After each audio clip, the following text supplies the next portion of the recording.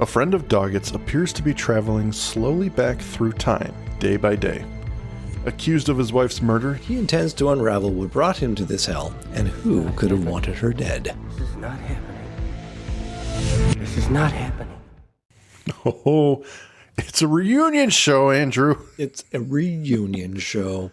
I'll bet you that there's a... Did Danny Trejo have a role in T2 that we didn't know about? No, I don't think so. Sure? I've seen that movie so many times, I don't think I've ever seen Danny Trejo's face. But you know what? For the good old... see him. For the good old check, I'll look it up for you. You're going to double check it? All right. Well, tonight, you're going to listen to us talk about Redrum, 6th episode of season 8. I'm vamping while Mike is clicking away doing the old Google. Written by Stephen Maida and Daniel Arkin. I think we've seen another script or two from Stephen Maida. Do you recall offhand?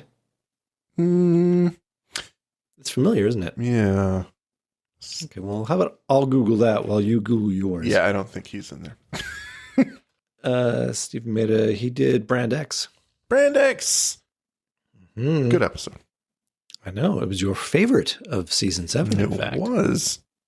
I enjoy it. Yeah. Well, there you go. He's doing it here with Peter Markle as the director. Good old Peter. Good old Peter. Like, listen, it's been heavy on the shoulders of Chris Carter, Kim Manners, Spotnitz, and the rest. And they've been doing a lot of heavy lifting. It's time for them to take a break, get back into producer role. I imagine they're working hard on The Lone Gunman right now as well. So they need to bring in some contractors. And I think they do a good job in this one, actually. Absolutely. It's a competently handled episode. I think all things considered, it is a competent episode and well acted. Oh, listen, with these episodes, unless you're a child actor, which I've harped on, it's never about the talent. It's always about the script for me. Mm-hmm. I mean, I don't think there's ever a moment where I look at this and go, the director could have done a better job here, right? Yeah. It's all acting and directing solid. Continuity, the costumes, music, all that stuff is good. It's just the script sometimes. It's like, what are you doing here? There's a little bit of that in Redrum, but not a lot. Yeah. For the most part, this episode has a lot of momentum and definitely a step up from last week. What do you say? 100%. Did you ever see the movie Memento? Yeah. Chris Nolan movie? Yeah. Now, it premiered in Venice in September 2000. This would have been, Redrum would have just showed after. up on TV screens December of 2000. Yeah. There are some similarities in plot structure here, the editing structure. It is not a clone, but I'm wondering if you don't think that there's a possibility that Maida and Arkin were like, oh, fuck, that movie's awesome. I was saying it's not a clone. No, definitely not. There's DNA of this, Groundhog Day, Monday from season 6. Monday, Yeah. absolutely. Definitely. But yeah, I mean, it's the story told backwards.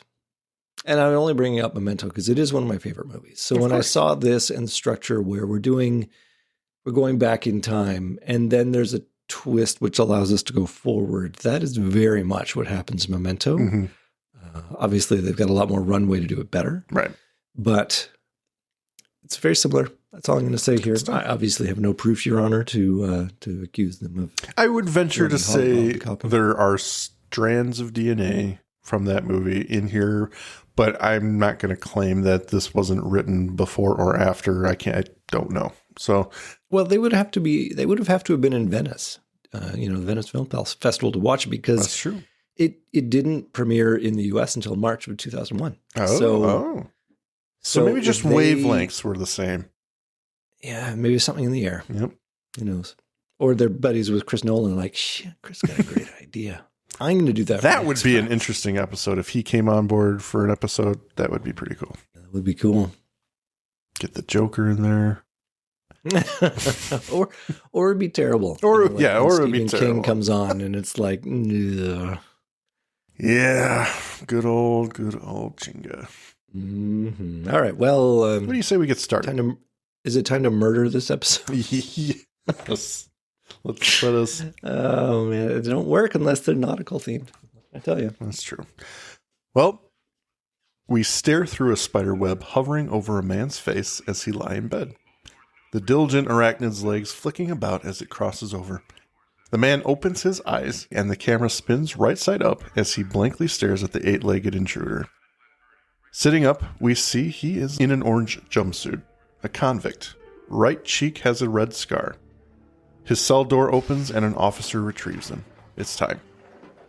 Together with two other officers, he's escorted down a long hallway.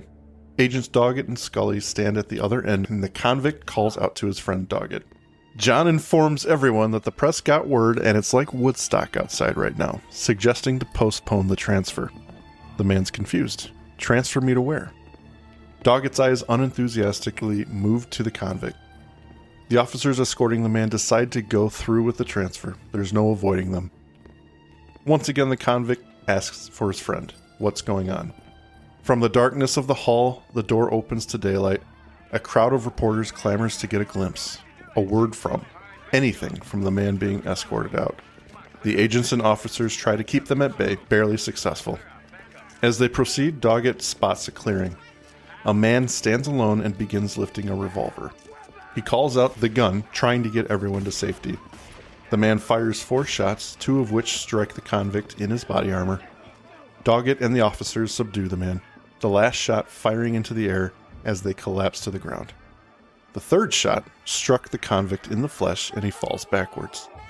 Scully runs to his aid and calls for a medic. The world slows as she does.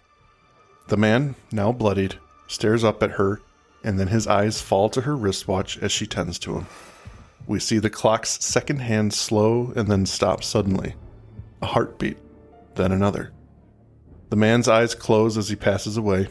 Then it starts back up again, but going counterclockwise. Credits! Oh my god. I could have done without the ticking backwards. Yeah, I mean, it's all right. I get it. Yeah. It's too on the nose for me for what this episode's going to do. Mm-hmm. I kind of wish it just cut on the clock, that it's about time. It's because then it's going to make me think, is her watch actually going backwards? Is there some sort of, because we had that as a shtick in, I know, Requiem. Yeah, exactly. And it's like, I didn't need that. I mean, it's on the nose, but what I want to call attention to is what the fuck is Scully doing with her hand? She's tending to the victim. She puts one hand on his chest, the left hand.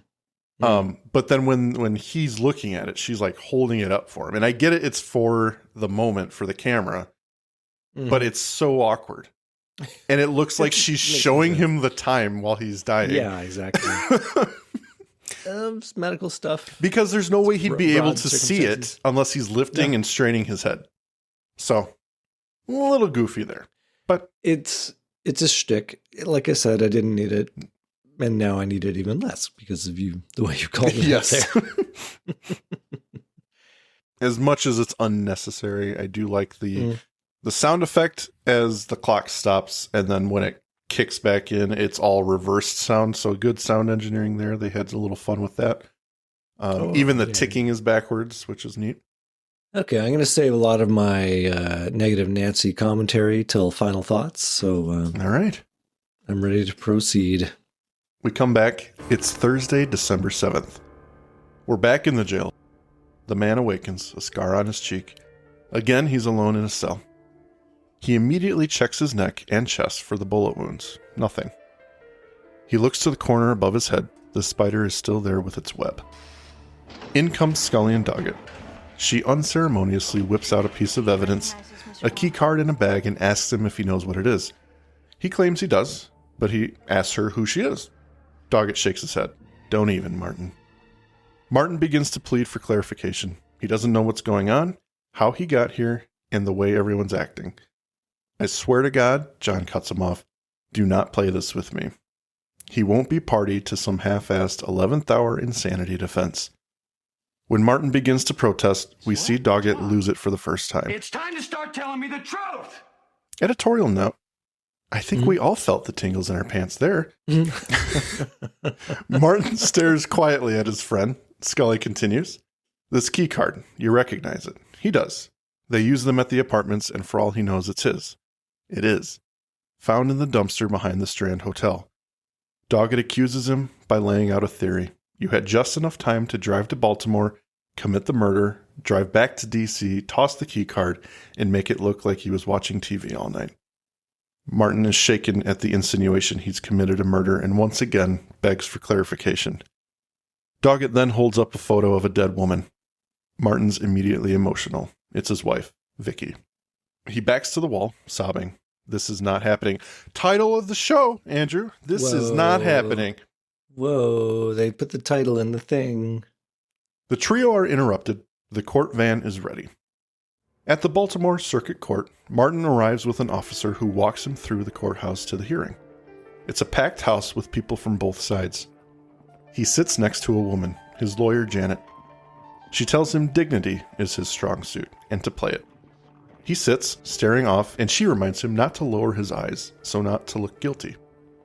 The judge presiding over the case is Benjamin Kinberg. Martin looks behind him to see an elderly man, the man who shot him. It's his father-in-law standing in the gallery. Judge Kinberg arrives and takes his place. When the bailiff announces his arrival and the current date, Thursday, Martin gets confused once again. It's not Thursday. Yesterday was Friday. This is Saturday. But his lawyer corrects him. There's no court on Saturday. When called upon, she asks for bail. He's a prosecutor, and to put him in jail would put his life in danger. Plus, he has 2 girls at home who need him. The prosecutor assures the court that his safety is not in question. But he's a member of the bar, held in high esteem, and should be given consideration, the defense argues. The prosecution lifts a bloody evidence bag with a knife contained inside. With cold calculation, Martin Wells brutally stabbed his wife and should be denied bail. The 2 opposing women throw barbs at each other, and Benjamin settles the court. He turns to Martin. I can't tell you how sorry I am to see you on that side of the aisle. He hopes he'll forgive him for doing what Martin himself would do. Bail is denied. But he will transfer him to another facility in the interest of his security. This throws Martin into a frenzy of fear. He runs to the podium and begs not to be transferred. Looking back at his father-in-law, he'll kill me. He struggles and he is taken away, calling for Ben to listen to him. Back in jail, he meets Scully and Doggett. Mr. Wells, we understand that you had an interesting morning in court. What is it that you'd like to speak with us about? You're John's partner. For God's sakes, Martin. Agent Scully, you know that. You met her yesterday. Yesterday. Yeah, yesterday. Wednesday. Are you saying that you don't remember? What is the last thing that you do remember? Being shot by my father-in-law. You're wasting our time. Listen, I don't know what I experienced. But what if it was a premonition? A glimpse of the future? I mean, you do hear about these kind of things. Yes, you do. Mr. Wells, this shooting aside, is there anything else that you remember before that? I was in D.C. For a sentencing hearing. I was staying at the Strand Hotel, like you said. That was 3 days ago, Mr. Wells. Are you telling us that you don't remember anything else? Not the murder of your wife? No. Out of the blue. Charged with murder. You wake up one morning and you can't remember a damn thing. Martin, you haven't offered us one scrap of evidence to support your story. Now, as your friend, I'm going to listen to anything you have to say. But I will not be lied to. I'm not lying to you. You're talking to me about key cards. I'm sitting in a jail cell. I don't understand any of this. Martin continues to profess his innocence. If you truly don't remember, Scully begins, how can you be certain you didn't do this? Boom! She lays it No down. one's going to believe a time traveler. No one's going to believe it. How is this episode grabbing you, Andrew, so far? Well, okay, I'm going to tease out a little my issue with this plot. And let me first say that I do like that they're trying this. Mm-hmm. It's a bit more ambitious than some other plots. You know, it's not just find the monster, kill the monster. The monster of the week in this case is the situation. And I guess what I'm trying to figure out is what was the original chain of events that brought us here that he is now getting another chance to rectify. So Danny Trejo kills his wife, somehow sets him up for it. Yeah. Is that correct so far? Like, yeah. He somehow stole Miles Dyson's key card and used it to get in. Yeah, they cover that. Yeah, that comes up. I know. It's just, I guess I'm coming up to speed with what the forward direction would be. And, well, ultimately, my issue is going to be what would happen if he doesn't fix it? You know, would he continue going back in time? No, I think there's really only one outcome for this, but that's just my interpretation of that. I don't know, man. I think there's only one way this can resolve. So well, sure, because there's a script. Well, no, that's how scripts work. I mean, the thing is, when you see a normal episode, you've got stakes, right? Like They present you with a problem and the stakes. So the characters have to overcome them and either succeed or fail. And in a show, usually it's fail. Or sorry, usually it's succeed, right? But in this case, the conclusion's foregone and it's about rewriting the future. So what are we championing for? It's really about him understanding and making a change. Unlocking the puzzle. Yeah. And hopefully coming out of this with, the revised outcome that works for him. Or doesn't. Or doesn't, I suppose. I mean, it's about answering to his the real penalty is him answering for his own crimes. But yes. I'm digging it so far. I don't think it's perfect, but I think it's better than a lot of others we've seen that try big hits. All right. Well, later on, Martin sits alone in his cell, thinking. A flash.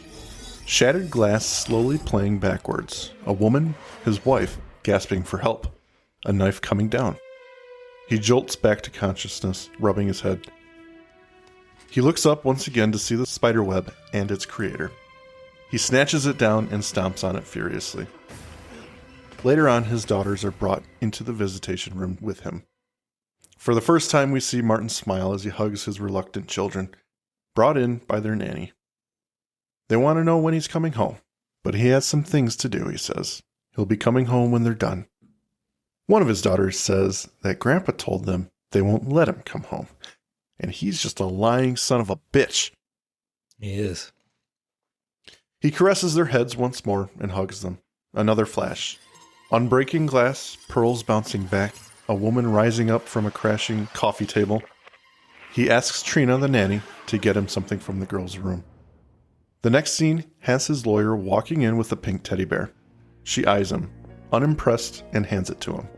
She pulls the blinds. Why didn't you mention this to me before the bail hearing? Thank you. I hadn't met you, he claims, much to her confusion.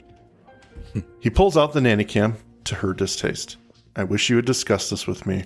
Whatever happens to be on the tape, she has to disclose to the prosecution. You think I'm guilty? She doesn't answer. Well, let's clear this up. He rewinds the tape and begins watching it. We see it rewinding, officers scanning the apartment. The police arrived Monday at 6:20 a.m. Keycard was used at 4:17 a.m., so the killer must be between those times. We see Vicky arriving home. The tape ends. Confused, he begins going back through the tape. Someone had to be there.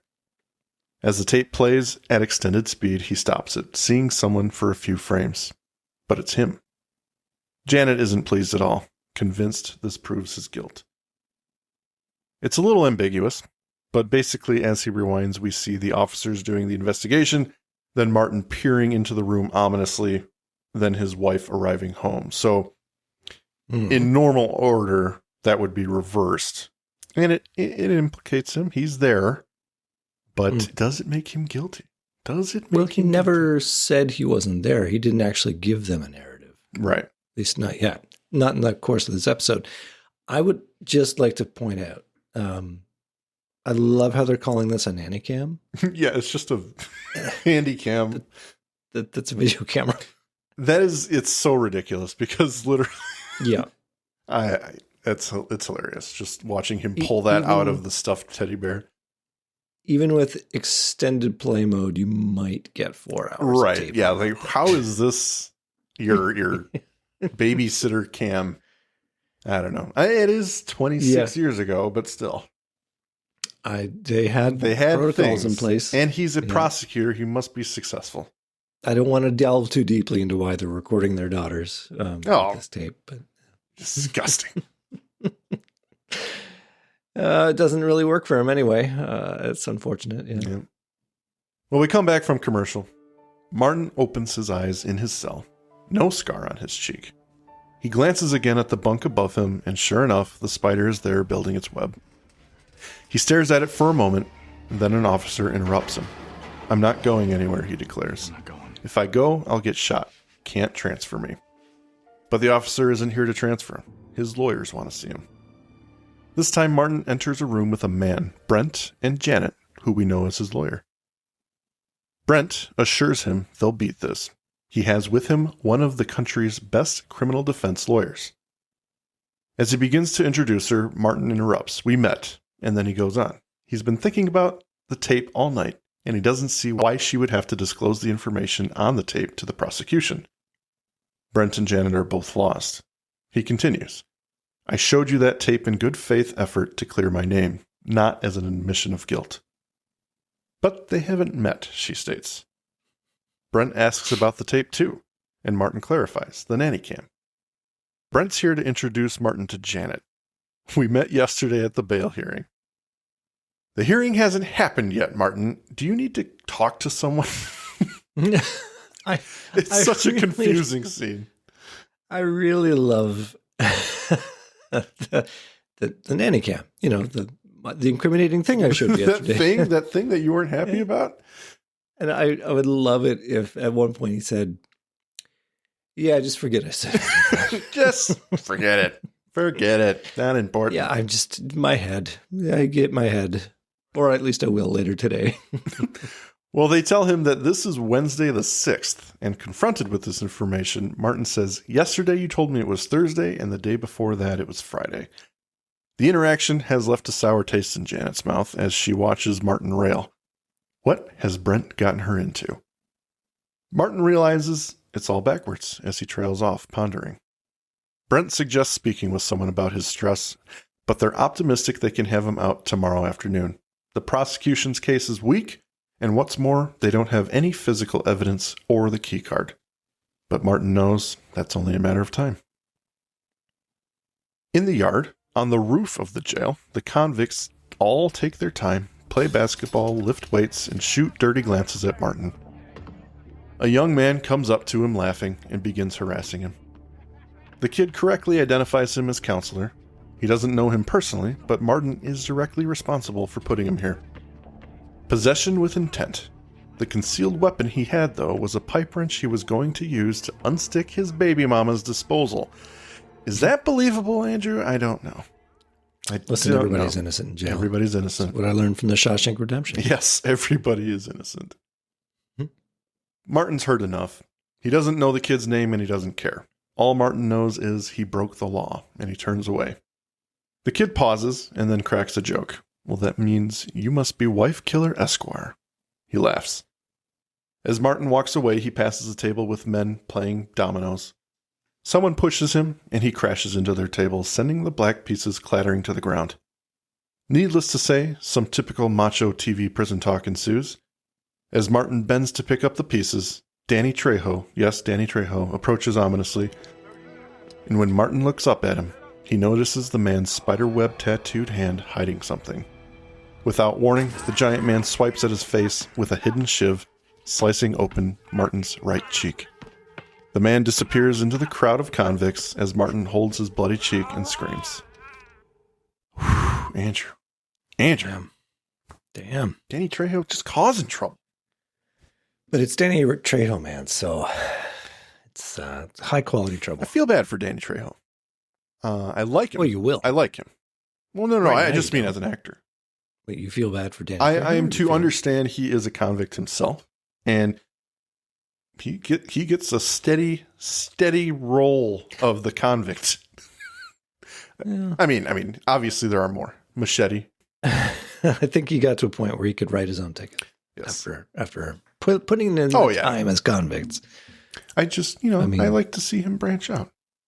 Absolutely. And he's had non-convict roles Absolutely. later on in I his know. career. But Well, later on in a meeting room, the agents meet with Martin, and Doggett is immediately upset to see his friend with a cut on his cheek. Oh, jeez, Martin. Your face. It's all right. Appreciate you coming to see me. Agent Scully, I especially wanted to talk to you. It's nice to meet you. I'm sorry it's not under better circumstances. This is the day we meet. Something is happening to me. Something I need to try to explain to you both. I'm moving backward in time. Every morning I wake up, it's the day before. For me, yesterday was Thursday, the day before that was Friday, only it's all new to me. Every single morning I wake up, I can only remember what's happened the following day. Agent Scully, would you mind taking a closer look at his injuries? Maybe check his scalp? I know this all sounds crazy, but I'm telling you the truth. This cut, for instance, it was on my cheek when I woke up yesterday. I woke up this morning, it wasn't there. But then this afternoon, I got cut. I killed a spider in my cell yesterday. First thing this morning, I woke up, it's back again. Because it happened the day before. I haven't actually killed it yet. Mr. Wells, are you saying that you don't remember the day that your wife was murdered? I'm talking about 2 days ago. Monday. No, I don't remember it because for me, it hasn't happened yet.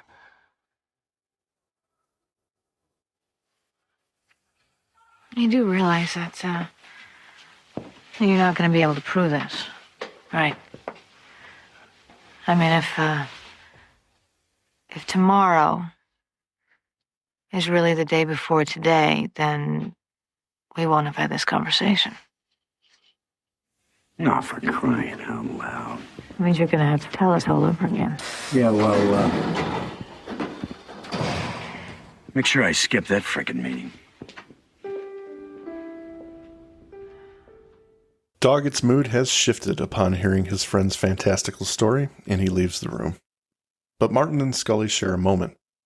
She asks what he thinks is happening, but he doesn't know. Maybe it's all happening for a reason, something he's meant to understand or know. She tells him, maybe you already have the answer within you, and leaves. The camera closes in on Martin's face and lingers there for a long moment as he ponders the suggestion.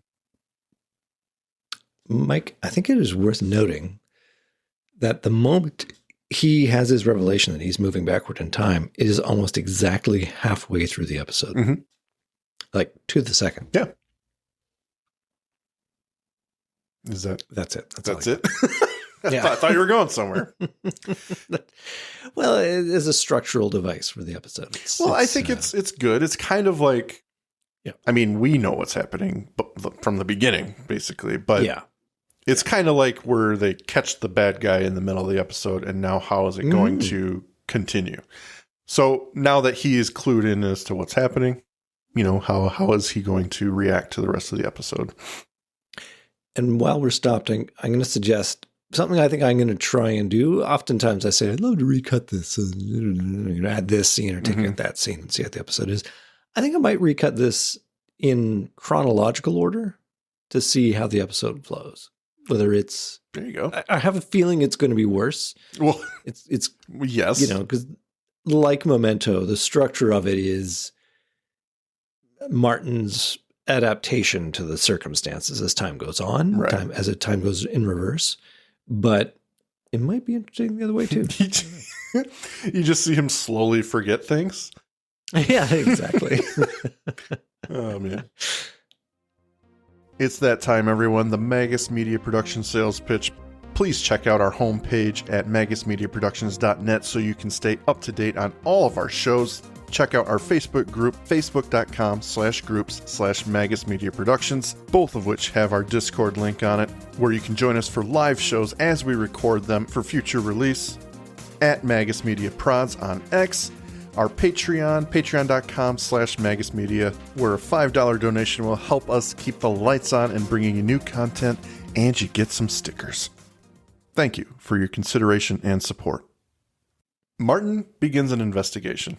He receives a package from Janet, who has come to see him. In his cell, he unwraps it. It's a large file, his file. She offers her help, but he knows what he's doing. The kid comes back. Looking for some loopholes, huh? Yeah, man. Get yourself out of here. With some more ribbing, the kid trails off with his mop to finish his chores. Martin dismisses him as his laugh echoes throughout the halls. The file's big. He views some photos of the crime scene and his wife's lifeless body. He begins sobbing. Another vision. Blood unpooling, glass unshattering, a hand holding a knife, the tattoo of a spiderweb. A flash. He knows who did it. Wait, who did it? We'll find out, because the No, previous we'll have to day, wait. December 5th, we have now gone back another day. Martin awakens this time. Curiously, he has civilian clothes on. He's surprised to be in a living room on a couch. He sees his face on the news on a television and watches. In the door walks John Doggett. It's his home. He brings Martin some coffee. Martin thanks him for letting him stay and begins verbalizing the day. It's Tuesday, the day after the murder, etc. Strange talk to Doggett, but he says nothing. Martin knows who did it now. Latino, maybe 40 years old, 5'10", 185 pounds, tattoo of a spiderweb on his hand. Doggett's lost. Last night you had no idea. He tells Doggett to call county lockup and they can ID him based on what they just told him.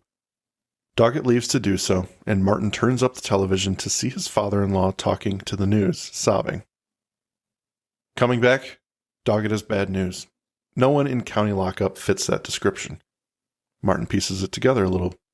He must not get arrested until later today. But Doggett can't bring himself to listen to his friend. If you're trying to admit something to yourself, Martin finishes, there's a reason this is happening. Maybe I already have the answer. There's something in my apartment I need you to see. The two arrive at the dark apartment, empty. We follow Martin. He sees the living room crime scene, a crushed coffee table, and gets flashes of the crime scene once more. Doggett brings out the nanny cam footage and they review it. Camera had a clear view of the hallway from the bedroom. Nobody on film between his wife and the police.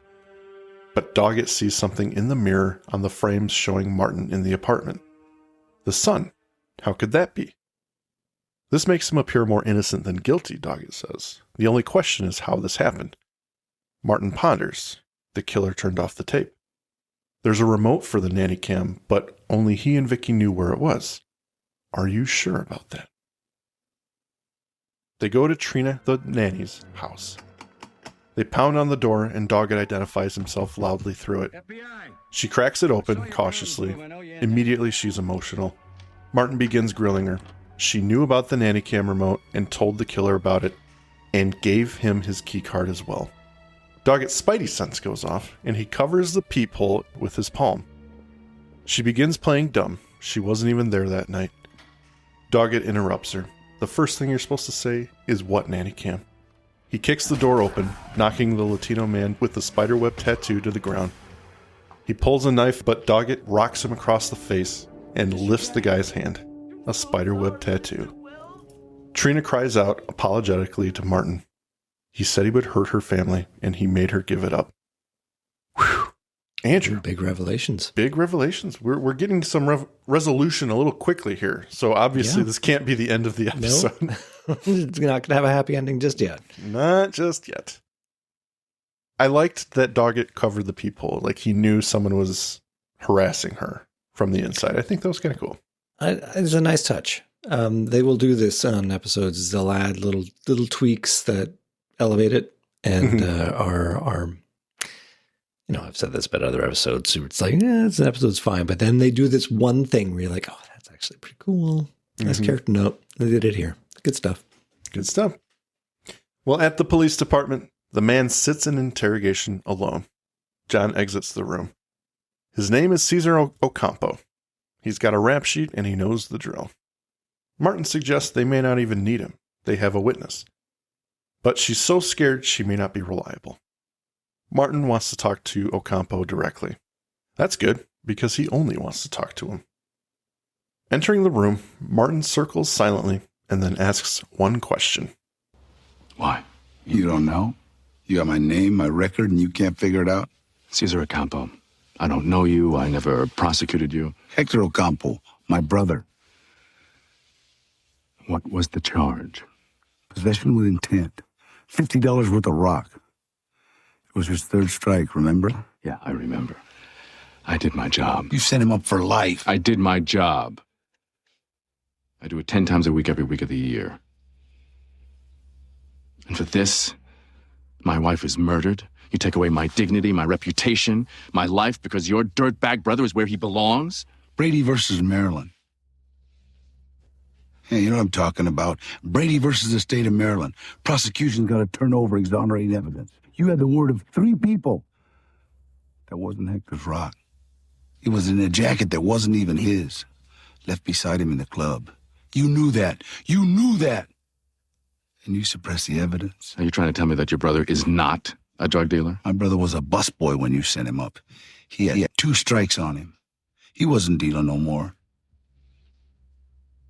You sent him up for who he used to be. And 'cause it was easy, you broke the law. I tell you what we'll do. You're going to be convicted of my wife's murder, one way or another. Plead out now, and I'll look into your brother's case. Maybe I'll find a way to recommend a reduced sentence. Time served. You want justice? So do I. My brother's dead. Hung himself in his cell a couple weeks ago.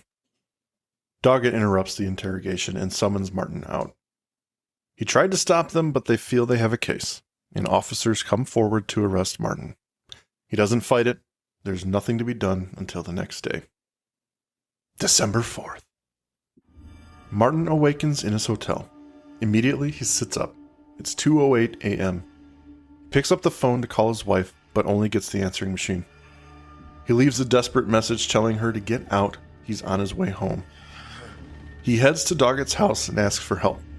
He lets himself in and tells him Vicky is going to be murdered in 2 hours. John naturally has questions, but Martin doesn't have the time, so he lays it out as simply as he can. He suppressed evidence, the guy's family wants revenge, and it's as simple as that. He's being given a second chance. Doggett reminds him what he's telling him are crimes. He will lose everything. But Martin doesn't care. What he understands is he can save Vicky.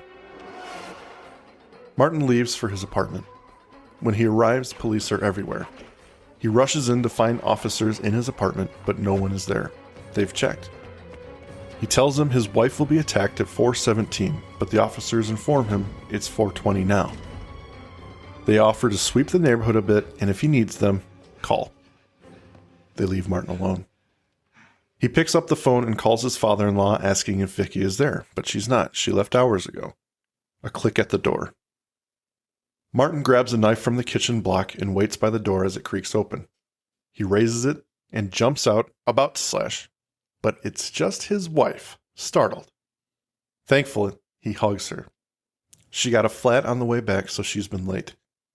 No sooner does he tell her they're in trouble that the doorknob again begins to rattle. He turns off the lights and hides his wife while he takes the knife and hides himself. But the door is now open. It's quiet.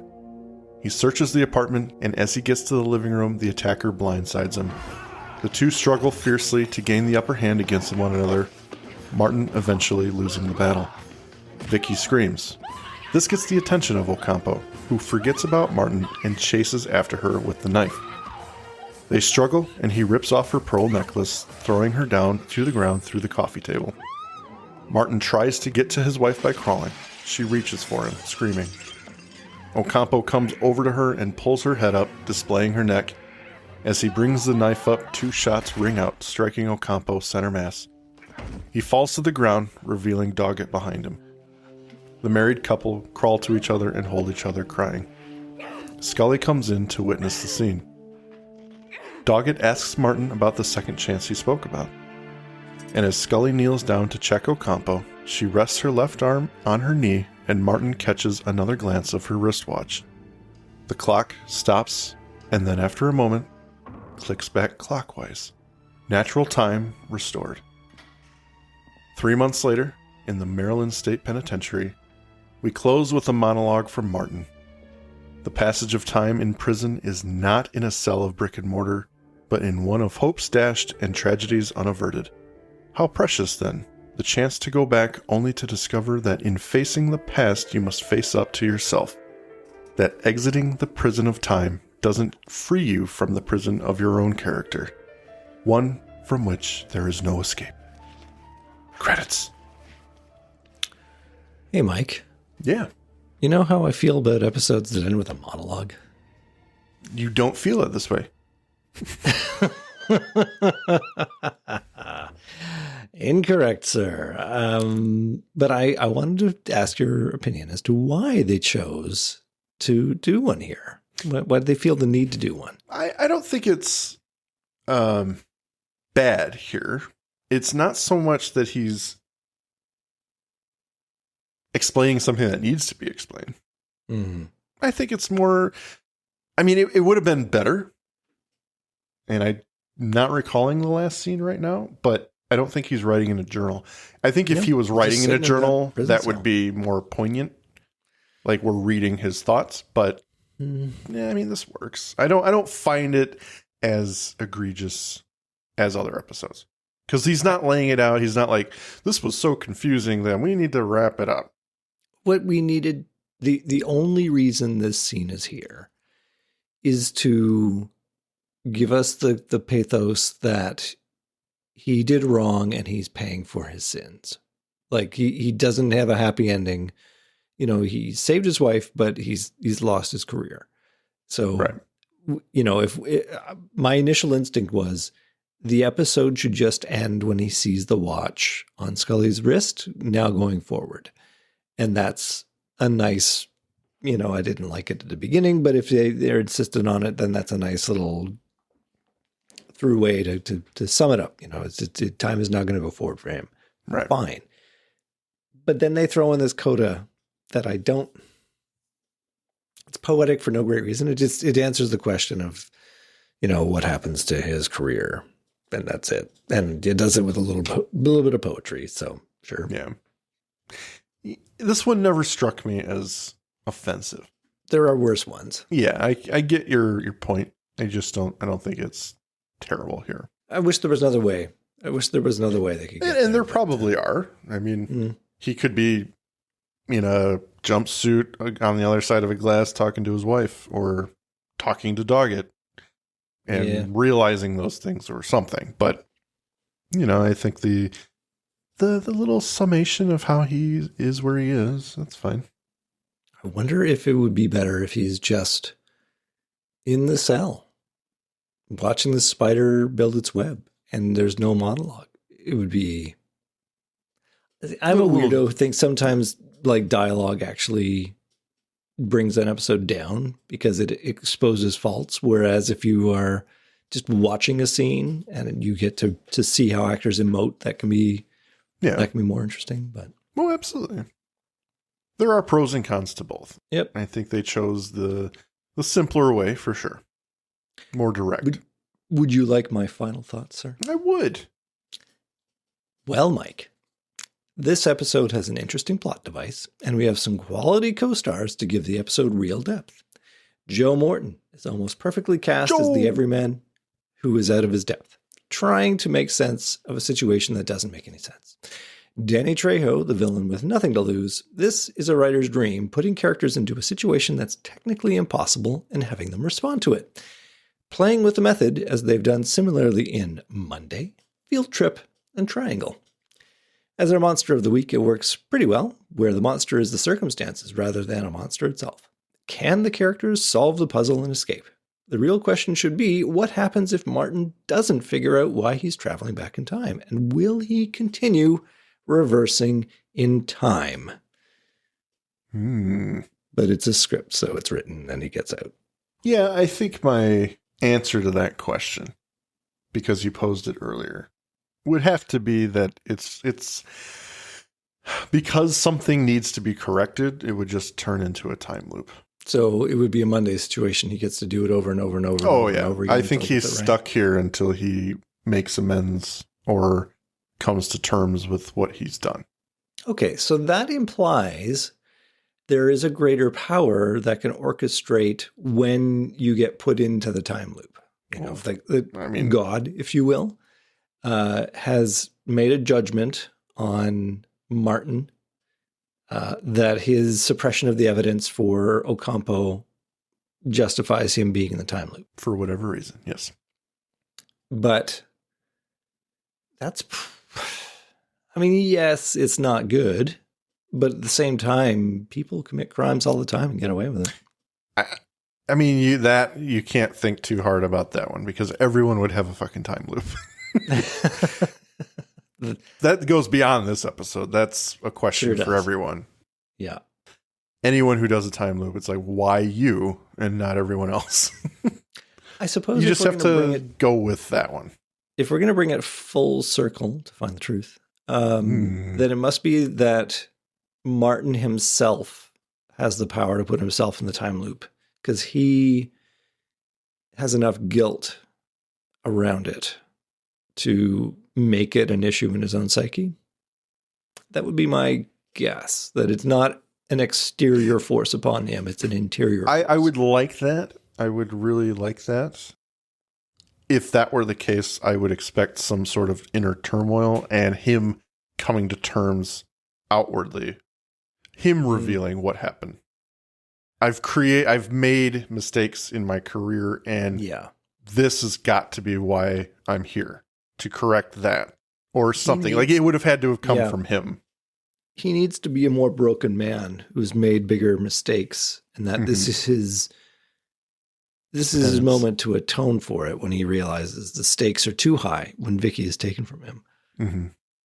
That said, I thought it'd be funny if, Vicky wasn't, she's having her own affair, maybe. It wasn't a flat in her way back. No. That was a flaccid penis. Yeah, exactly. Anyway, Mike, what were your final thoughts on this one?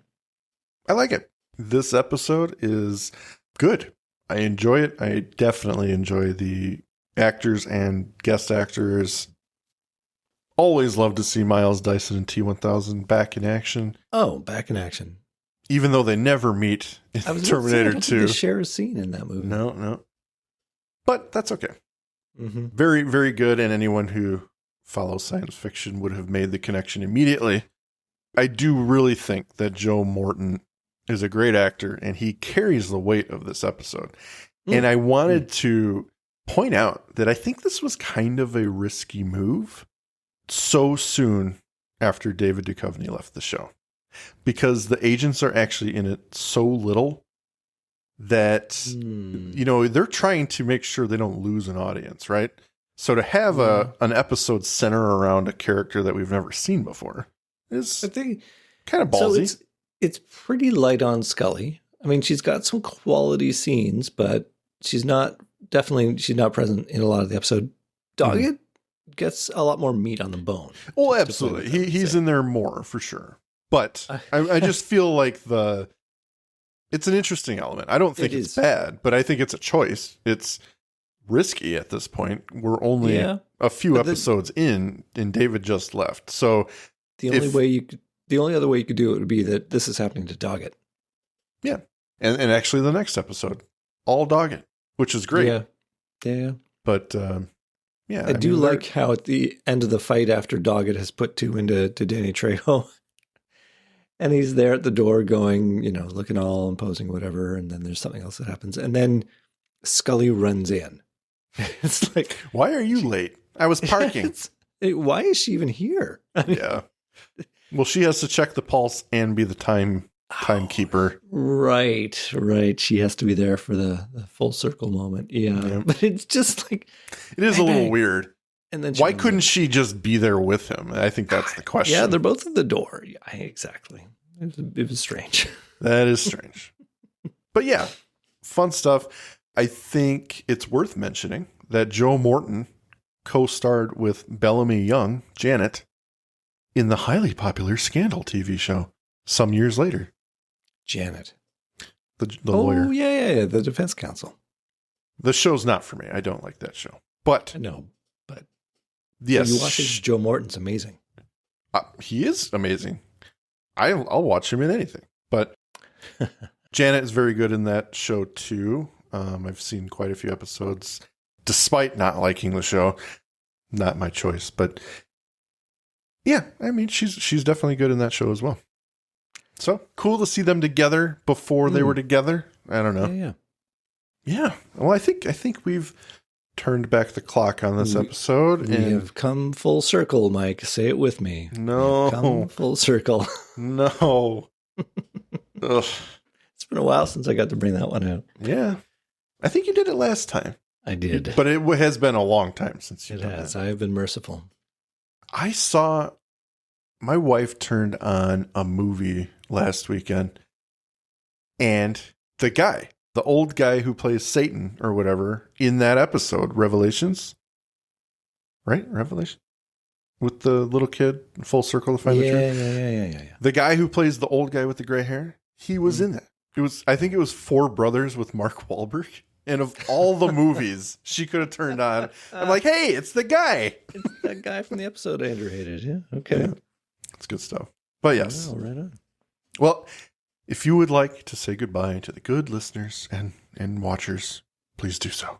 Well, what can I add that we have not already covered here? And I'm not going to make a lame joke about it. If you ever find yourself in a time-shifting parallel experience, make sure you always X, Y, Z.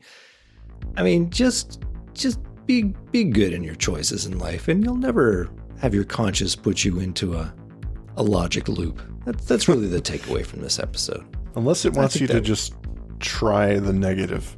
Yeah. I mean, you approached that the right way, so let's see what would have happened if you were just a dick. Another episode for another time. Yes. Thank you for listening to today's episode. If you liked what you heard, please rate and review on your podcast app of choice. Andrew and I would be eternally grateful to you fine people for helping us expand and get the word out. Also, we've got a killer group on Facebook. Feel free to join in on the discussion at facebook.com/groups/thisisnothappeningpod and become an official member of the syndicate. We do polls and we have questions for every episode to give you guys the opportunity to chime in and possibly let your voice be heard on our recordings. And please join us on our new Twitter at tinhxfilespod, no dash, to stay up to date on everything, moment to moment. Thank you, and remember, don't stop swimming.